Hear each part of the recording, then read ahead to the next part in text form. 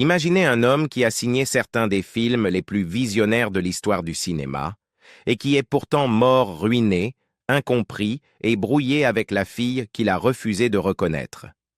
Jacques Tati, l'esprit derrière Playtime et Mon oncle, a révolutionné la comédie sans dire un mot.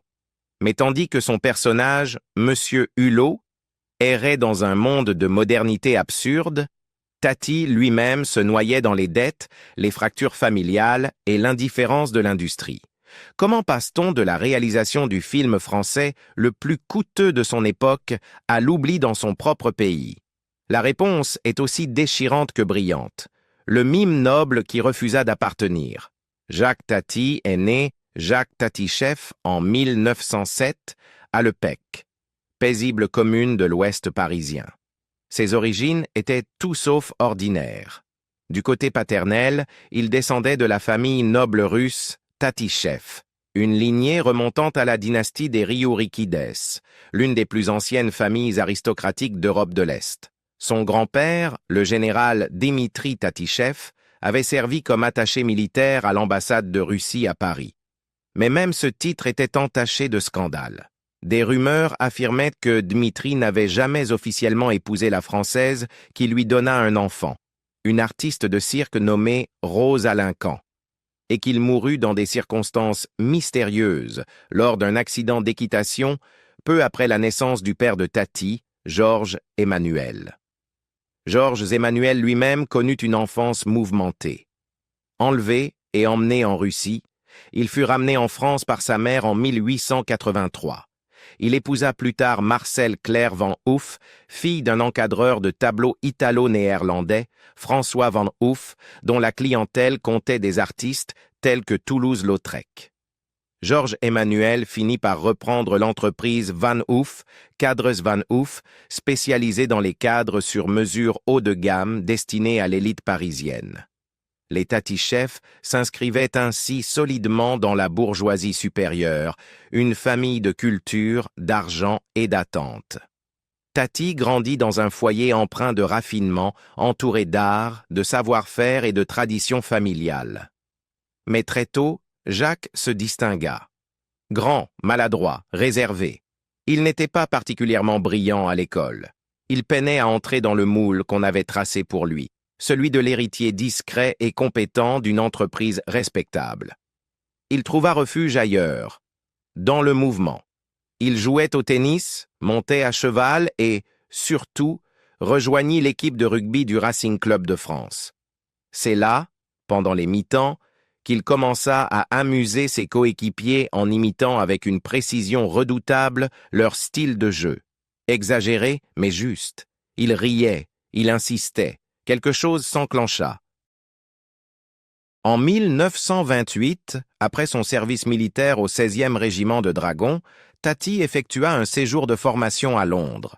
Il y découvrit la pantomime britannique et la culture du rugby, deux influences majeures de son œuvre future. Mais à son retour à Paris, le monde avait changé. La Grande Dépression frappait durement la France. Les entreprises fermaient. Le chômage explosait. Pourtant, contre toute logique, Tati prit une décision qui stupéfia sa famille. Il abandonna l'atelier d'encadrement et choisit de devenir artiste. En 1931, Jacques Tati était sans emploi et presque inconnu. Un grand échalas de plus cherchant à faire rire sur des scènes qui payaient rarement. Il vivait au jour le jour, survivant souvent avec pour seul repas du pain et du lait. Mais il façonnait quelque chose d'unique. Son numéro, Impression sportive, devint une vitrine de mimiques athlétiques, des sketchs muets de matchs de tennis, de football, de combats de boxe et de courses cyclistes. Tati pouvait être à la fois le sportif, la balle, la foule et l'arbitre. Il ne parlait pas. Il n'en avait pas besoin. Son corps racontait l'histoire. En 1935, il se produisit lors d'un gala organisé par le journal Le Journal pour célébrer le record de traversée transatlantique du paquebot Normandie. Parmi les spectateurs se trouvait l'écrivaine légendaire Colette. Elle écrivit plus tard que « plus aucune fête, plus aucun spectacle artistique ne pouvait désormais se passer de cet interprète prodigieux, qui est à la fois le joueur, la balle et la raquette. » un centaure vivant. Cette phrase transforma la carrière de Tati. Du jour au lendemain, il fut engagé dans des salles prestigieuses comme l'ABC à Paris et le Finsbury Park Empire à Londres. Mais le succès fut de courte durée. L'Europe se préparait une fois de plus à la guerre. En 1939, Tati fut mobilisé. Il combattit lors de la bataille de Sedan en mai 1940, l'une des défaites les plus désastreuses de la France. Après l'armistice, son unité fut dissoute en Dordogne. Tati rentra à Paris, meurtri, comme ses illusions et comme son pays. Il trouva un emploi au Lido de Paris, cabaret glamour. C'est là qu'il rencontra Herta Schiel, une jeune danseuse d'origine tchéco-autrichienne qui avait fui Vienne occupée par les nazis avec sa sœur Molly. Leur relation fut passionnée, mais brève. En 1942, Herta donna naissance à leur fille, Helga Marie-Jeanne. Tati avait 35 ans.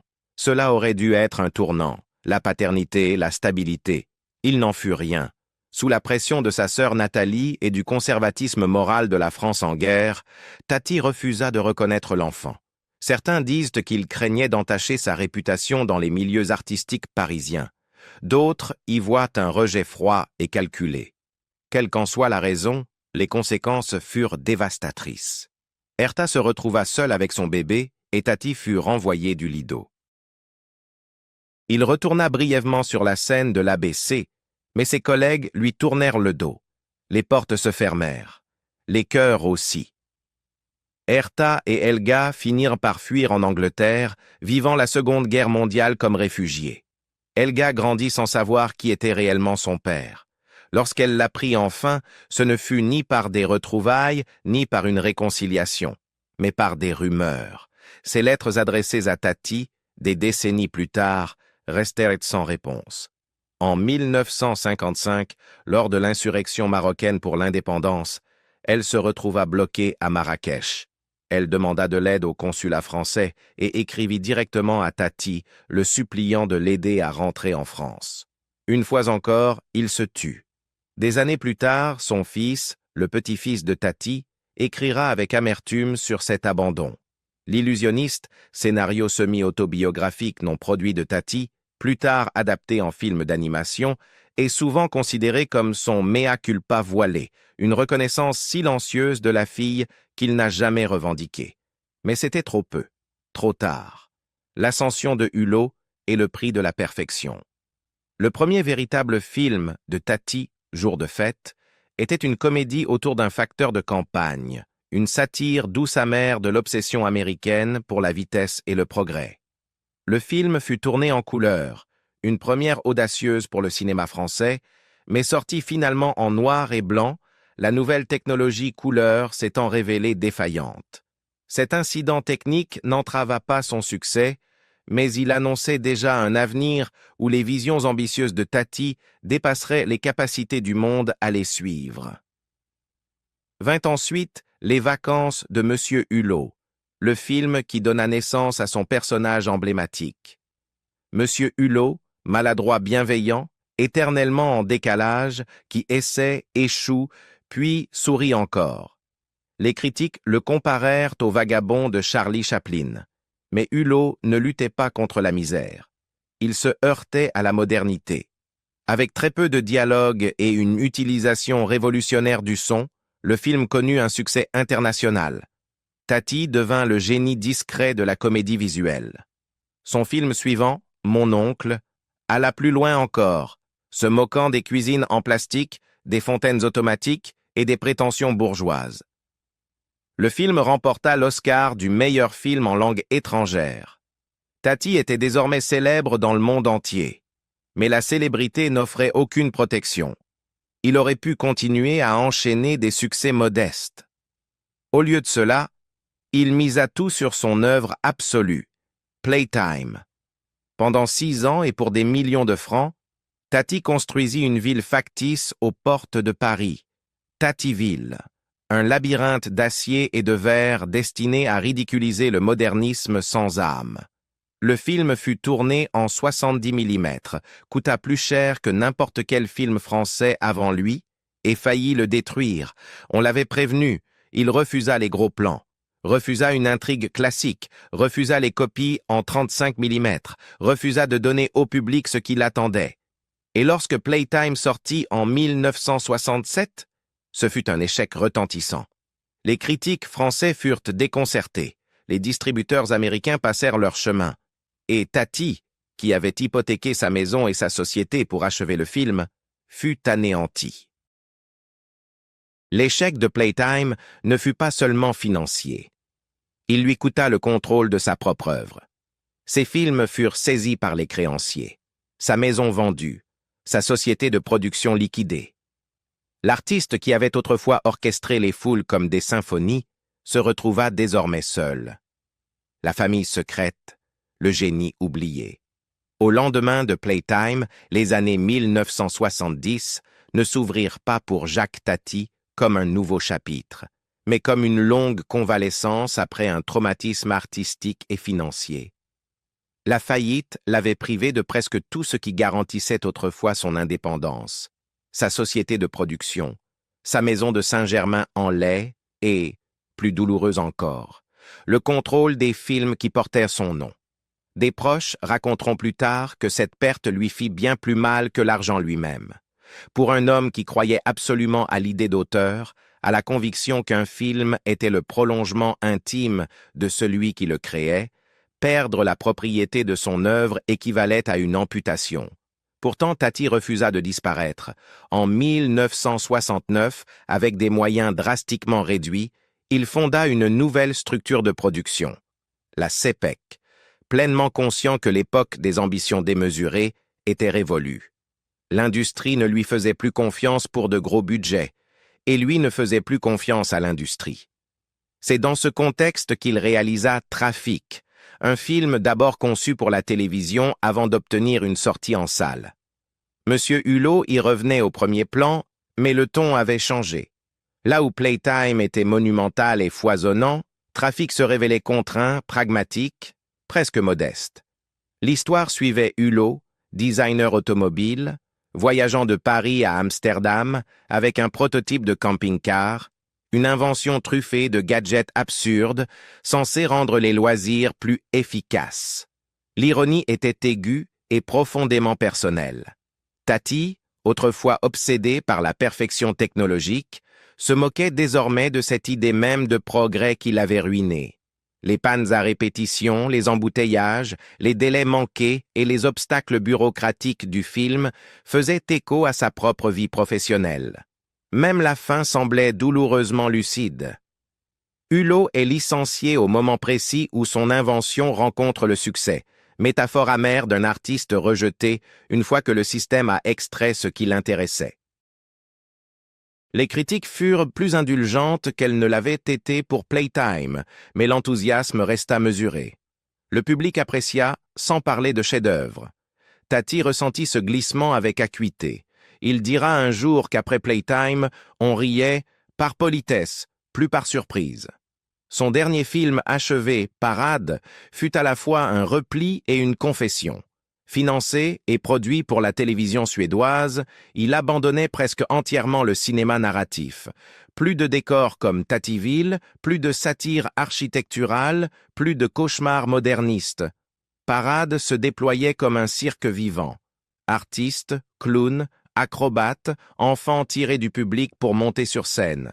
Tati lui-même y faisait office de maître de piste, rejouant ses anciens numéros de mime, matchs de tennis, combats de boxe, scènes de pêche, qu'il avait créés dans les années 1930, à une époque où il n'avait rien. À près de 70 ans, son corps était plus lent mais la précision demeurait. L'élégance, le sens du rythme. Revoir Parade aujourd'hui procure une impression d'intimité, presque de fragilité. C'est l'œuvre d'un artiste qui se dépouille de ses illusions, se tient face au public et dit « Voilà d'où je viens ». Sans pression, sans grandeur, juste le jeu. Pourtant, tandis que Tati cherchait à simplifier son art, sa vie privée restait irrésolue. Sa première fille, Helga Marie-Jeanne Schill, grandit en Angleterre avec le sentiment d'avoir été volontairement effacée. Elle savait que son père était célèbre, voyait son visage partout, et pourtant avait l'impression de n'exister nulle part dans son histoire. Cet abandon n'avait rien d'abstrait. Il façonna toute sa vie. Des années plus tard, son fils, Richard Tatishev Shiel MacDonald, confronterait publiquement ce silence. En 2010, lorsque Sylvain Chomet sortit le film d'animation L'Illusionniste, adapté d'un scénario inédit écrit par Tati à la fin des années 1950, beaucoup y virent un hommage tendre et mélancolique. L'histoire d'un magicien vieillissant qui sacrifie tout pour une jeune fille ressemblait à une lettre d'adieu signée Tati. Mais Richard MacDonald y lut autre chose. Dans une lettre ouverte adressée à Roger Ebert, il affirma que la jeune fille était clairement inspirée d'Elga, que le scénario constituait l'expression indirecte de la culpabilité de Tati pour avoir abandonné son premier enfant. C'était, écrivait Richard, la seule reconnaissance publique de son existence. Pourtant, ni Elga ni sa famille ne furent mentionnés au générique. Une fois de plus, la reconnaissance arrivait sans nommer la blessure. La famille eut le sentiment que l'histoire se répétait, le silence déguisé en poésie. Pendant ce temps, les enfants plus jeunes de Tati, Pierre et Sophie, suivaient un tout autre chemin. Nés de son second mariage, ils grandirent de plus proche du milieu du cinéma et finirent par y travailler. Pierre devint assistant réalisateur, Sophie monteuse puis réalisatrice de grand talent. Tous deux œuvrèrent discrètement sur des films au début des années 1970, notamment sur des projets de Jean-Pierre Melville. Ils furent témoins directs du prix payé par leur père, physiquement, financièrement, émotionnellement. La mort, la renaissance et l'héritage que nous avons failli perdre. Dans ces dernières années, Jacques Tati était un homme diminué. Non pas dans sa vision, mais dans sa force, son statut et son élan intérieur. L'effondrement financier consécutif à Playtime, combiné à l'érosion de sa réputation professionnelle, l'avait laissé plus isolé qu'à aucun autre moment de sa vie. Autrefois célébré comme le génie doux de la comédie française, il se retrouva relégué aux marges d'une industrie qu'il avait pourtant contribué à révolutionner. À la fin des années 1970, le paysage cinématographique français avait changé. Les réalisateurs de la nouvelle vague, dont beaucoup l'avaient autrefois idolâtré, dominaient désormais la scène. De jeunes critiques jugeaient son style méticuleux et lent, en décalage avec l'urgence politique et l'expérimentation de l'époque. Plus grave encore, les producteurs le considéraient comme un risque financier, un perfectionniste dont les exigences pouvaient mener à la faillite. À mesure que les propositions se raréfiaient et que les dettes s'accumulaient, Tati devint, selon les mots d'un ami, un fantôme errant dans la maison du cinéma. Sa santé déclina également. Des années de tabac, de stress et de fatigue chronique laissèrent des traces. Ses proches remarquaient qu'il était devenu plus renfermé, plus mélancolique, moins enclin à faire rire. L'énergie qui jaillissait autrefois de chaque geste dans impression sportive ou de chaque mouvement du coude de Hulot semblait désormais ensevelie sous l'épuisement. Il restait des projets inachevés. Confusion, film Tati numéro 4, et l'espoir murmuré d'un dernier film. Mais l'élan n'y était plus. Le 5 novembre 1982, Jacques Tati mourut à Paris à l'âge de 75 ans d'une embolie pulmonaire. La nouvelle passa presque inaperçue. Pas de deuil national, pas d'émissions spéciales à la télévision publique, pas d'hommage massif du monde culturel. Quelques notices nécrologiques parurent dans des revues et journaux spécialisés, souvent brèves. Le public, qui avait autrefois accueilli Hulot à bras ouverts, semblait ignorer la disparition de son créateur.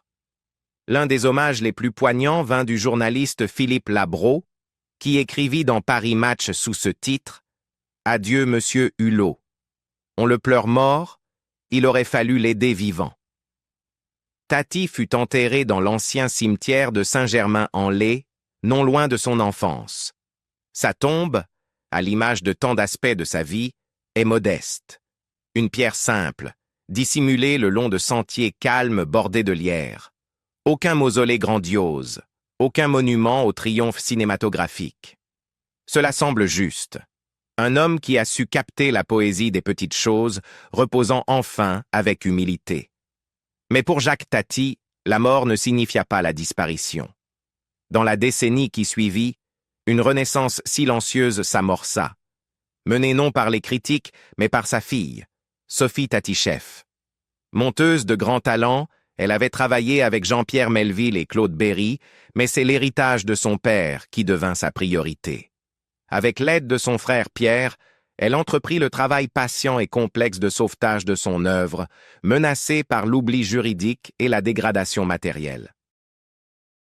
La percée décisive eut lieu dans les années 1990, lorsque Sophie réussit à restaurer Jour de fête dans la version couleur intégrale qui n'avait jamais été montrée. Tati avait tourné le film à la fois en noir et blanc et en Thomson Color, un procédé français éphémère, mais des problèmes techniques avaient imposé une sortie monochrome en 1949. Près de 50 ans plus tard, après la récupération de négatifs endommagés et la résolution des difficultés de calibration, Sophie put enfin présenter le film tel que son père l'avait imaginé. Ce fut une révélation. Sophie et Pierre découvrirent aussi que les droits des films de leur père dormaient dans un compte bancaire suisse déposé par des créanciers depuis longtemps disparus. À force de ténacité et de manœuvres juridiques, la famille reprit le contrôle du patrimoine Tati. En 2001, peu avant sa propre mort d'un cancer du poumon, Sophie fonda Les Films de mon oncle, du nom de l'un des films les plus aimés de son père. Sa mission était claire, restaurer, préserver et transmettre le cinéma de Jacques Tati. Les résultats furent spectaculaires. Des restaurations de Mon oncle, Les vacances de Monsieur Hulot et Playtime furent projetées dans des festivals et des salles d'art et d'essai. La couleur, le travail du son, les compositions architecturales, longtemps mal comprises, étaient désormais célébrées. Criterion et Studio Canal publièrent des éditions de référence.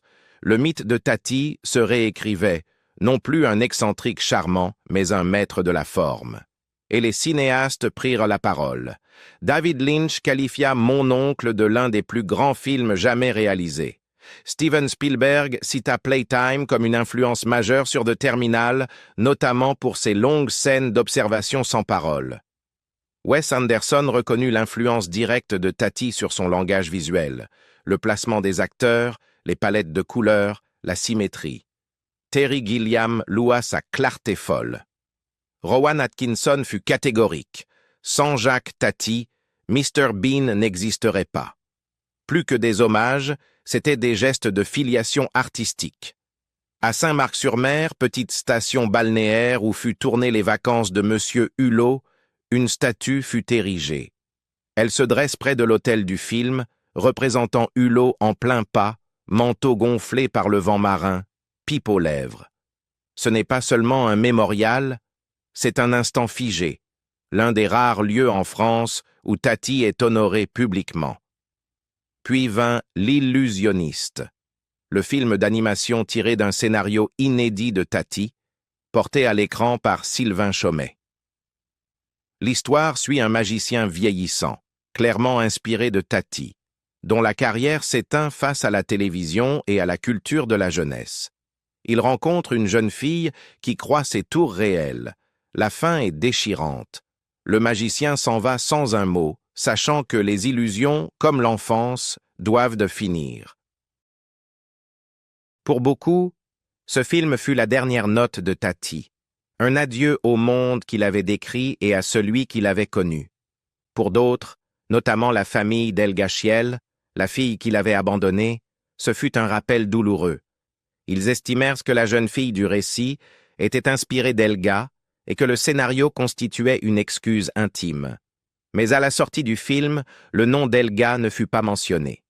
Une fois encore, le passé se dissolvait dans la fiction. Un hommage, mais aussi un silence. Pourtant, L'Illusionniste permit à de nouveaux publics de découvrir Tati. L'intérêt pour ces films renaquit, Son héritage, longtemps enfoui sous les dettes et la négligence, traverse désormais les générations et les genres. Jacques Tati est mort avec des regrets.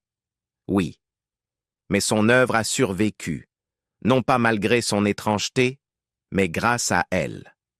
Aujourd'hui, lorsque nous rions du charme maladroit de M. Hulot, ou que nous admirons la chorégraphie mécanique et ample de Playtime, nous ne faisons pas que nous souvenir d'un homme. Avez-vous déjà vu un film de Jacques Tati? Lequel vous a le plus marqué? Playtime, Mon oncle? Ou quelque chose de plus discret comme Parade? Partagez vos impressions ci-dessous. Et si cette histoire vous a touché, laissez un j'aime. Partagez-la avec un curieux et abonnez-vous pour découvrir d'autres vies méconnues derrière la caméra.